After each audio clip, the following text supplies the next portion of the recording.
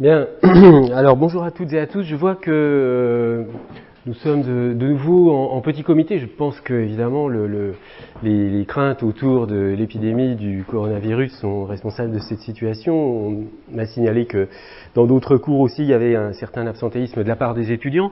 Alors, je me suis dit que comme nous sommes justement en nombre limité, c'était une bonne occasion pour faire le point, avant que je reprenne le cours et ce que je vais faire juste après, de faire le point sur vos travaux personnels.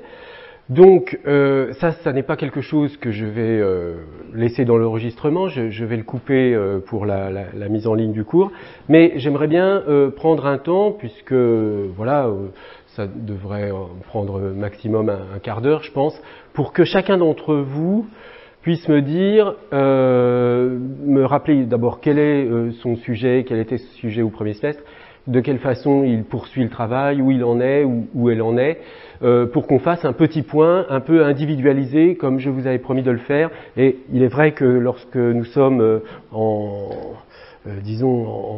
effectif complet pour ce cours, c'est un peu plus difficile. Donc là, au fond, c'est une très bonne occasion de le faire. Voilà, donc on va prendre un temps pour cela. Et puis ensuite, je reprends le cours tout à fait normalement. Bien, alors maintenant, je vais reprendre le cours là où je l'ai laissé la dernière fois. Il me reste quelques petites choses rapides à vous dire au sujet de la polysémie. Vous avez vu, comme j'ai été obligé d'annuler le cours de la semaine dernière, puisqu'il y avait une seule étudiante qui était venue, je vous ai mis en ligne, enfin, j'ai indiqué sur le site, bon, je vous ai donné un PowerPoint avec les diapositives que je commente là maintenant, et je vous ai indiqué aussi, je ne sais pas si vous avez vu, un lien vers un cours de Martin Hilpert, qui est un linguiste, un spécialiste de linguistique cognitive aussi, et qui a un cours en anglais très bien fait sur l'introduction aux linguistiques cognitives, et puis je me suis rendu compte qu'il avait un chapitre sur la polysémie, qui a une intersection avec ce qu'on a vu nous en cours, mais qui est quand même un peu différent. Alors je rappelle que nous avons vu 4 grandes caractéristiques de la polysémie. D'une part, qu'il fallait qu'on ait 2 sens différents pour un même mot, pour une même unité lexicale, que d'autre part, ces 2 sens doivent être reliés entre eux d'une façon ou d'une autre, sinon on a affaire à de l'homonymie.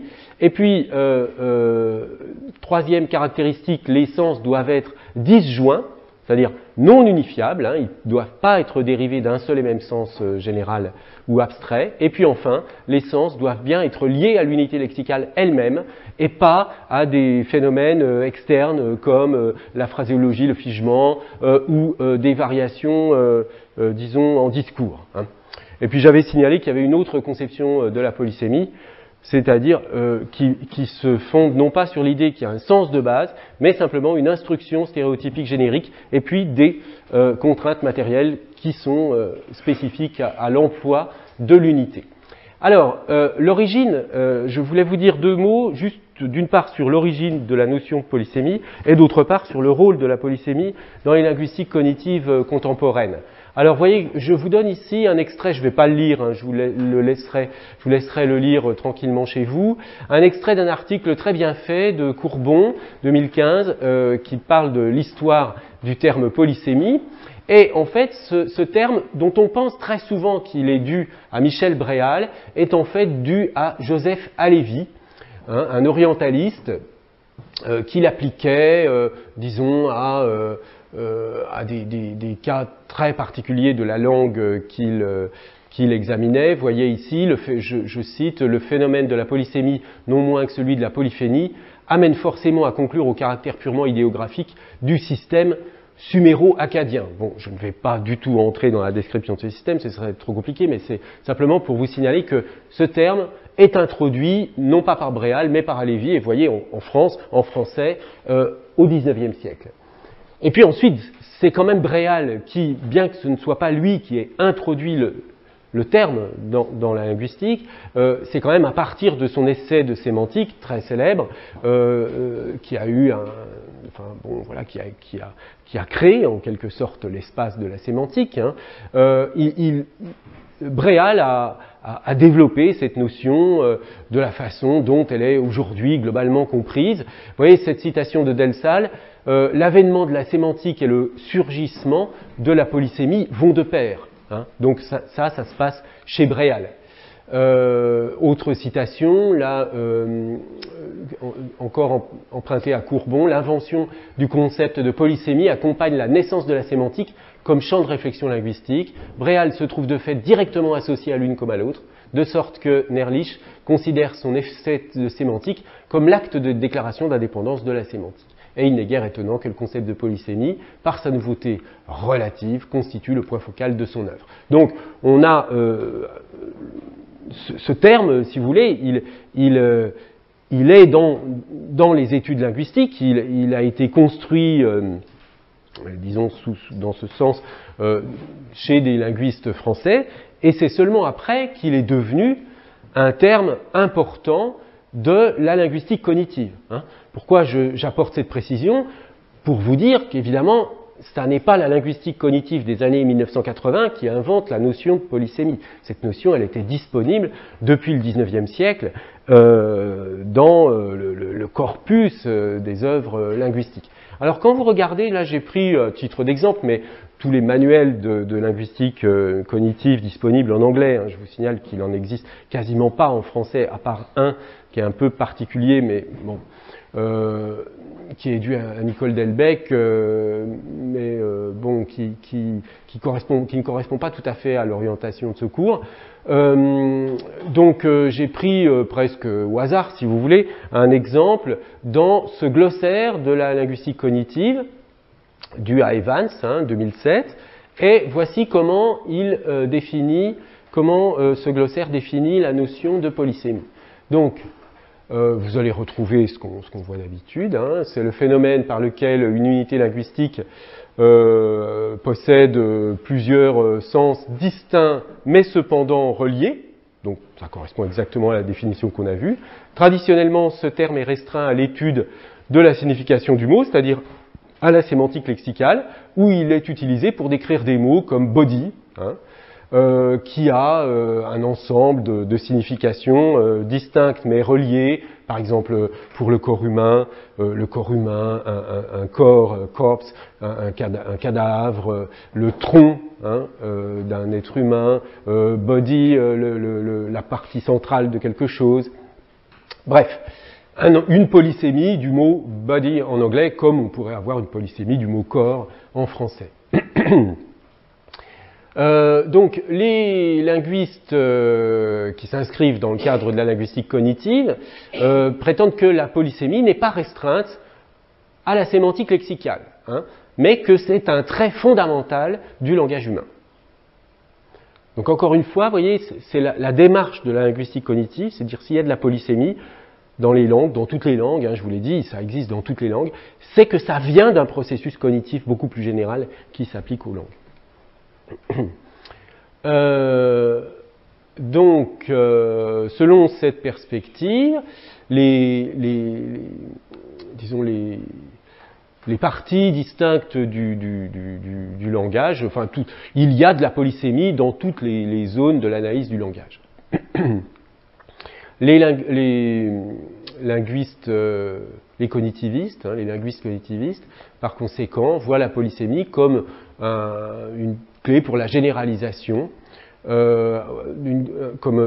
la voient comme un phénomène général qui recouvre un vaste ensemble de phénomènes qui sont entre guillemets distincts, mais qui en fait ont quelque chose en commun parce qu'ils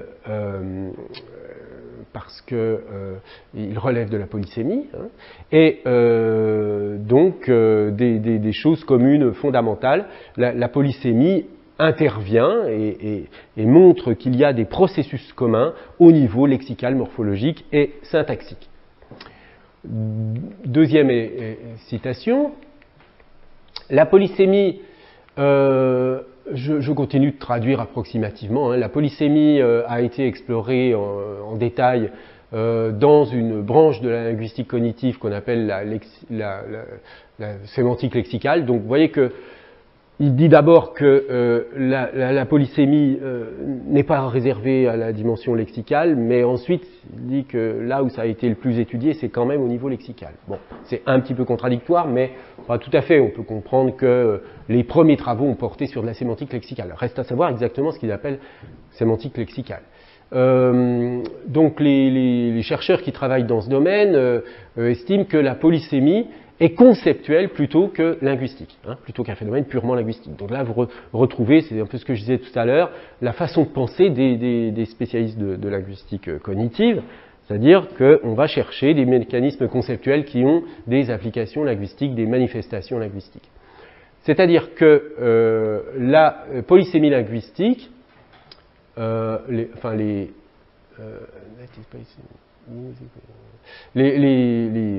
patterns, enfin les structures que reflète la polysémie linguistique et que reflète et par conséquent révèle la polysémie linguistique. Alors, pardon, attendez, je me suis embrouillé dans la traduction là. Linguistic polysémie patterns reflect and therefore reveal systematic difference. Donc, la polysémie linguistique, les structures, les patterns de polysémie linguistique reflètent et par conséquent révèlent des différences systématiques et des structures, des différences et des structures systématiques dans la façon dont les unités linguistiques sont organisées et structurées dans l'esprit. Voilà, pour cette raison, l'étude de la polysémie a été un centre d'intérêt important pour les spécialistes de sémantique lexicale. Et il y a une vaste littérature d'études détaillées sur des unités linguistiques de différentes sortes, dont une très célèbre qui porte sur tous les sens et toute la polysémie de la préposition anglaise over. Et je vous montrerai tout à l'heure un exemple d'analyse, enfin l'exemple, un des plus classiques, c'est effectivement, d'ailleurs si vous avez écouté le cours de Hilpert, il prend aussi cet exemple de over. En fait, chaque fois qu'on fait un cours d'introduction à la linguistique cognitive et qu'on parle de polysémie, tout le monde prend over comme exemple parce que ça a été le premier exemple analysé dans cette perspective. Alors, encore une fois, il faut avoir à l'esprit que cette perspective s'oppose à la perspective de la grammaire générative. Pourquoi ? Alors, je vous donne une citation ici de Delsal et Gary Prieur. En fait, dans la grammaire générative, on n'y a pas de polysémie parce qu'on pratique un traitement purement homonymique de la polysémie. Donc, qu'est-ce que c'est qu'un traitement homonymique du lexique ? C'est considérer qu'il y a autant d'entrées que d'items identiques possédant des propriétés syntaxiques et ou sémantiques différentes. C'est le point de vue de l'analyse distributionnelle, de travaux tels que ceux du LADL, du DFC, et c'est sur lui que se fondent des modèles comme ceux d'Aspect ou de la sémantique générative. Donc, Aspect, c'est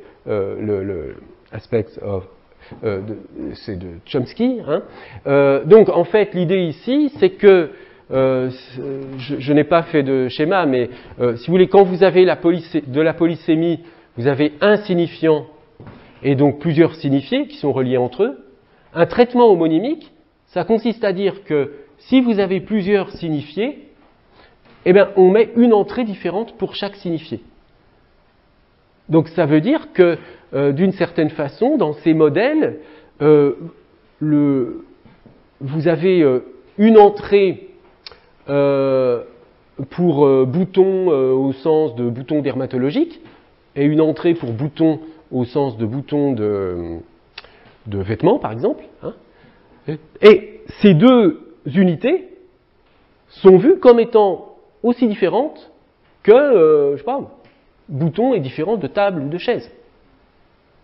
Donc il n'y a pas de polysémie. Il y a une entrée, un sens. C'est un traitement purement homonymique. Donc évidemment, ce sont des modèles, pourquoi pas, on peut modéliser comme on veut, mais ce sont des modèles qui reflètent très peu le fonctionnement, au fond, réel des langues. Bien alors, voici donc le traitement de la préposition over tel qu'il est présenté par Evans, justement. Donc vous voyez, ça part de ce qui est appelé ici une protocène, donc si vous voulez un prototype, quel est le prototype de over. Là, le sens de over, le sens de base, c'est que vous avez une ligne repère.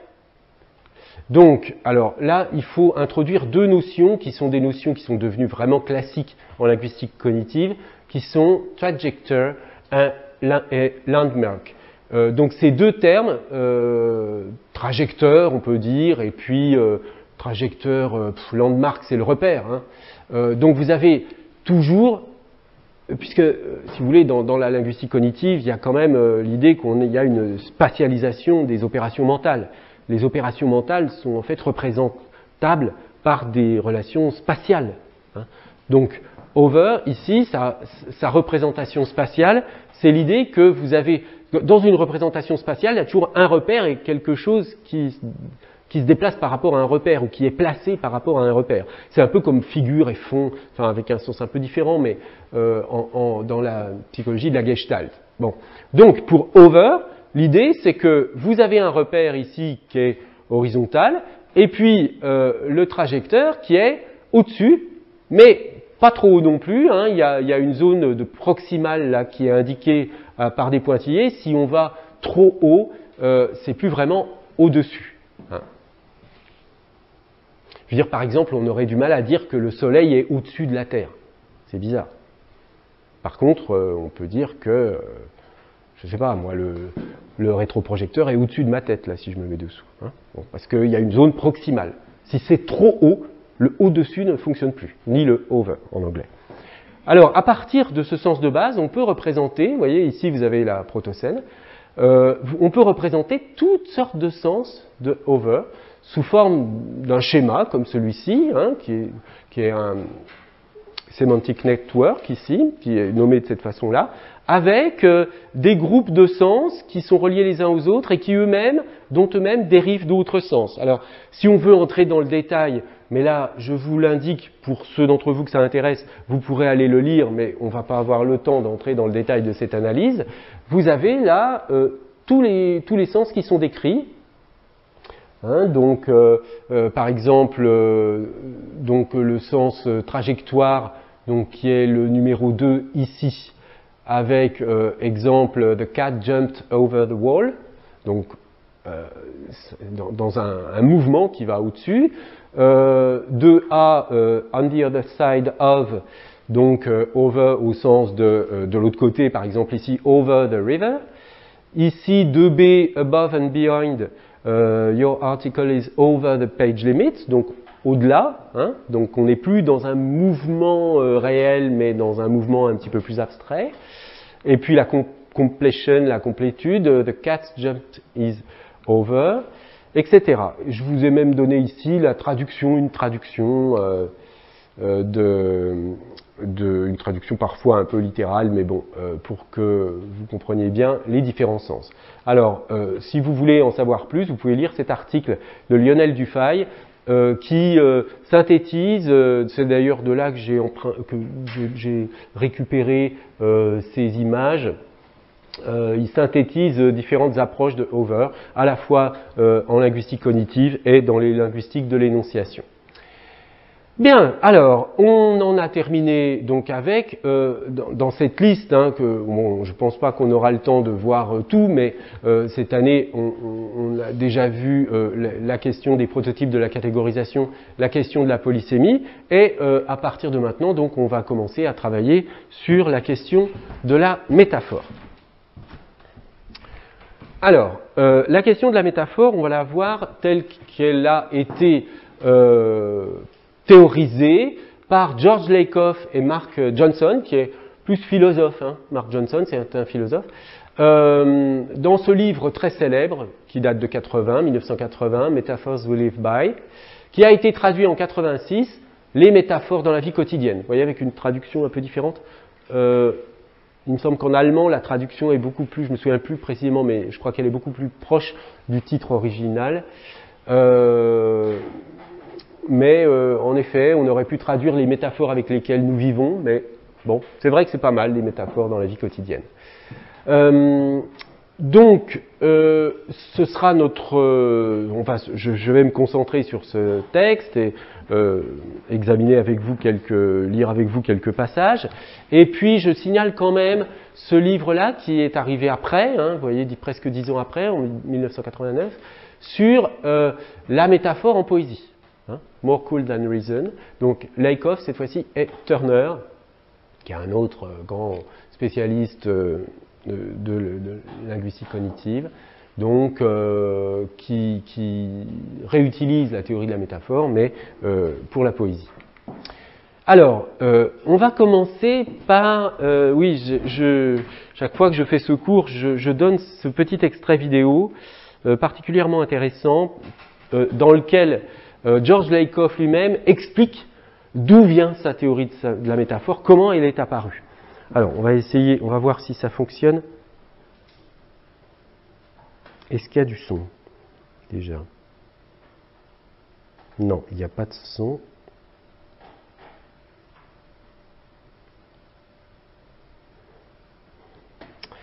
Comment on peut faire pour avoir du son? Est-ce qu'avec ça peut marcher?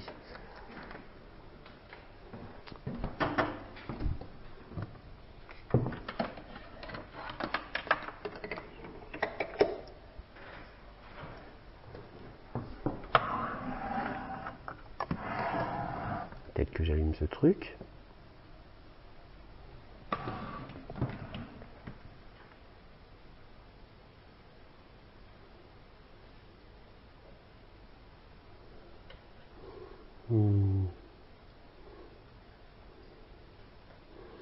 Alors, oui, le bouton on-off. Voilà.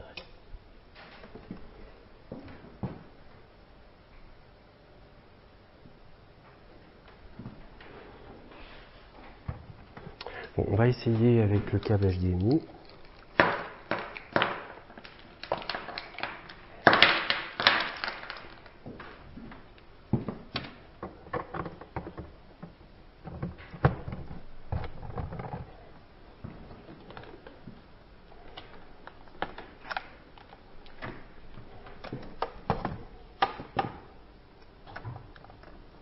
Non, parce que s'il n'y a pas le son, franchement, ça n'a plus beaucoup d'intérêt.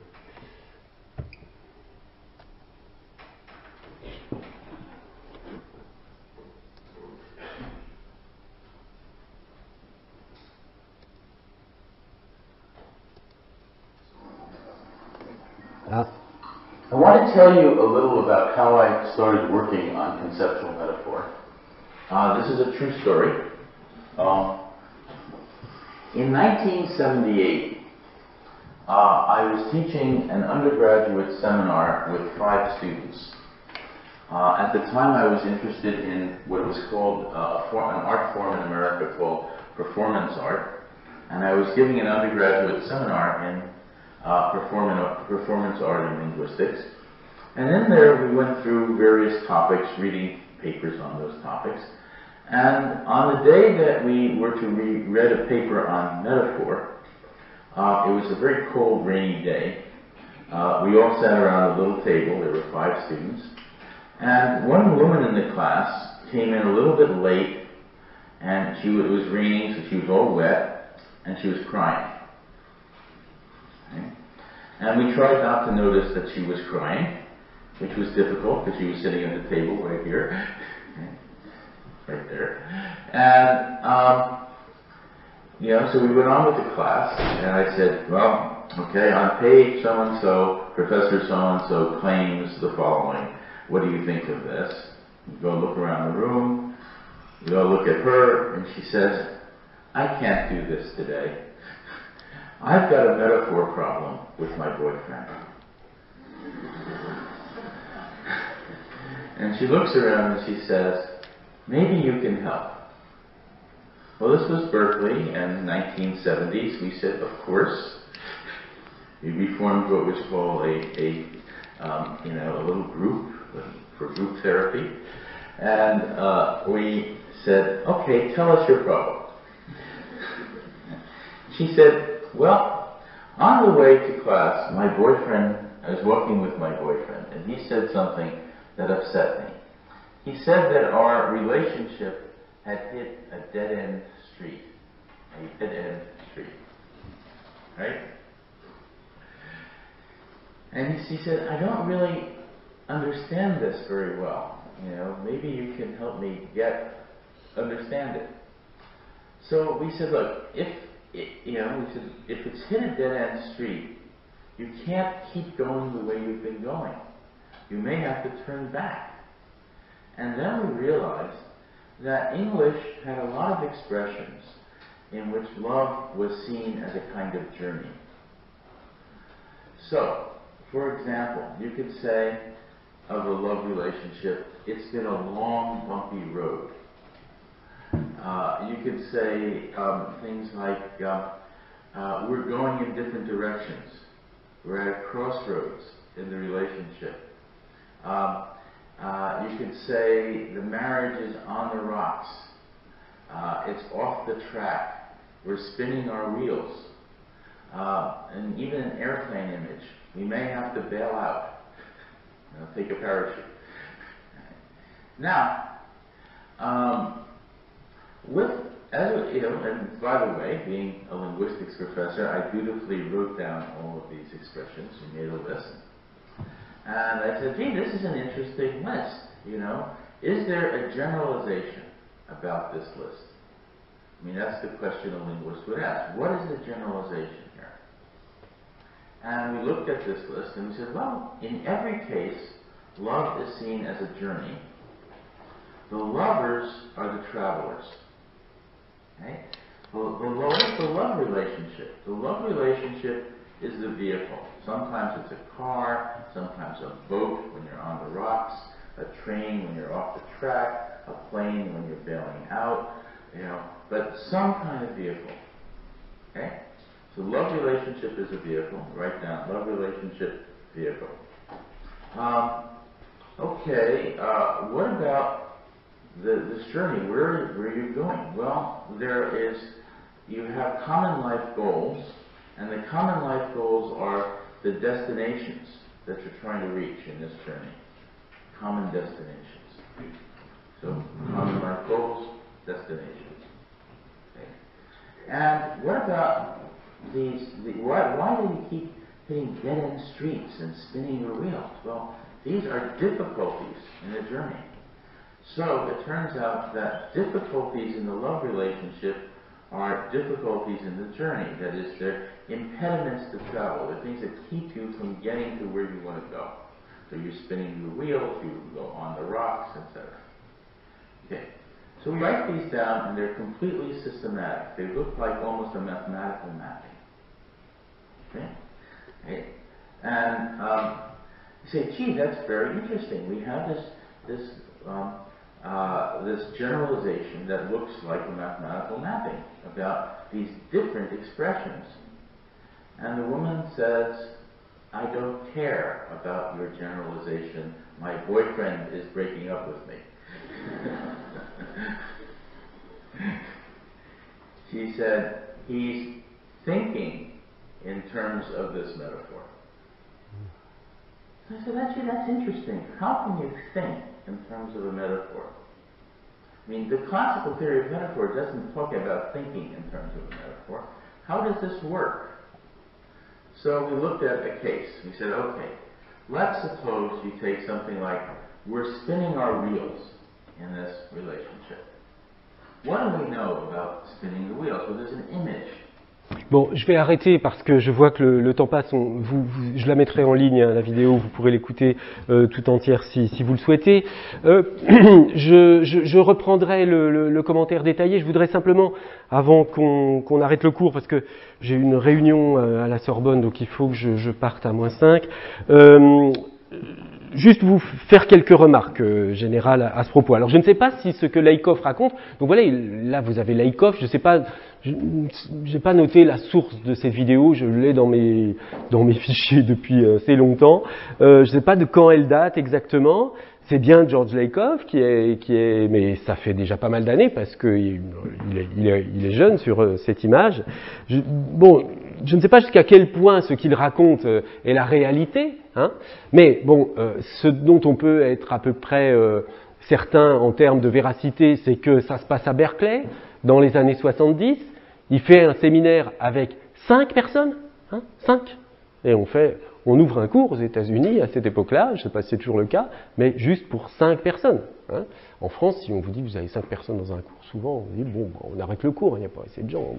Là, on peut travailler avec 5 personnes, et ce qui est tout à fait génial, si vous avez bien compris son propos, c'est que en fait, c'est en discutant avec une étudiante qui dit à un moment donné que, donc elle raconte qu'elle est malheureuse, elle arrive en pleurs, donc je résume, hein, en gros, elle arrive en pleurs, elle dit j'ai un problème de métaphore, vous allez peut-être pouvoir m'aider parce que mon petit copain me dit que notre relation est dans une impasse.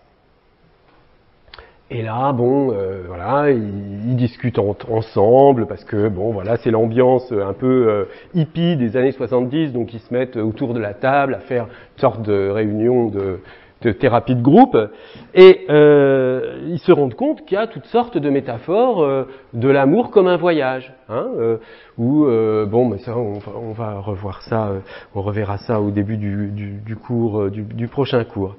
Et à la fin, la fille dit, mais oui, c'est bien joli, toutes vos généralisations, mais voilà, ça ne m'aide pas parce que mon copain me quitte, parce qu'il pense selon cette métaphore. Et c'est là où on sent, alors je sais pas, on sent une certaine sincérité de la part de Lakoff, je trouve.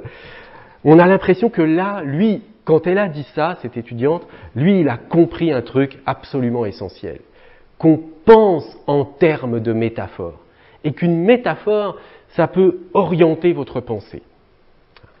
Donc c'est à partir de cette idée que toute la théorie des métaphores développée par Lakoff et Johnson dans ce livre « Metaphors We Live By » des années 80, c'est sur cette idée qu'elle va être fondée.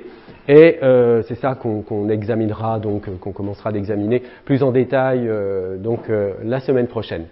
Voilà, eh bien merci de votre attention et puis j'espère que vous pourrez venir la semaine prochaine.